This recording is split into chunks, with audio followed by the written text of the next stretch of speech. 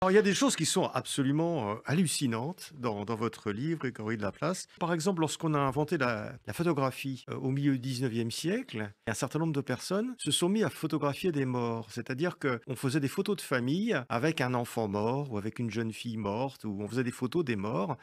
Et ça, on est fasciné parce qu'on a des séries de photos en Angleterre, aux États-Unis, en France aussi d'ailleurs, un peu partout. Comment est-ce Mmh. qu'on peut interpréter ça nous paraît gore maintenant quand même de faire une photo avec un mort?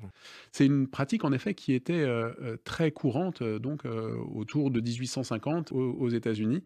Elle a Et on lui été fait prendre des bien poses au mort, documentée, oui, c'est-à-dire oui, tout à fait. comme s'il Et il y était avait des vivant. photographes spécialisés pour ça, c'est-à-dire qui Ouais. étaient connus pour, savoir bien manipuler les défunts juste après leur mort, leur faire prendre des poses, les maquiller, d'une manière qui évoquait, ce que, les, commanditaires, les clients, voulaient que ça évoque. Soit le sommeil, soit au contraire, l'éveil et la vie en fait, tout simplement. Mais, d'autres images plus déstabilisantes et j'en donne, un exemple dans le livre, figure le mort plutôt, comme si il était vivant.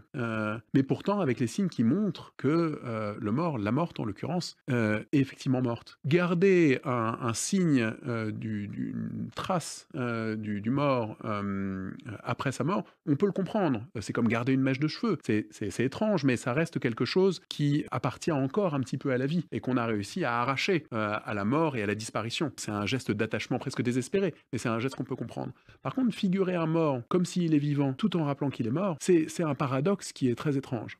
La personne est morte, on peut pas le nier, mais elle est quand même vivante sous plein d'aspects, puisqu'elle est vivante autour de nous, elle est Mmh. vivante dans le souvenir qu'elle laisse, et donc cette photo permet de donner une matérialité à cette ambiguïté du souvenir du mort, qui n'est ni une chose ni l'autre.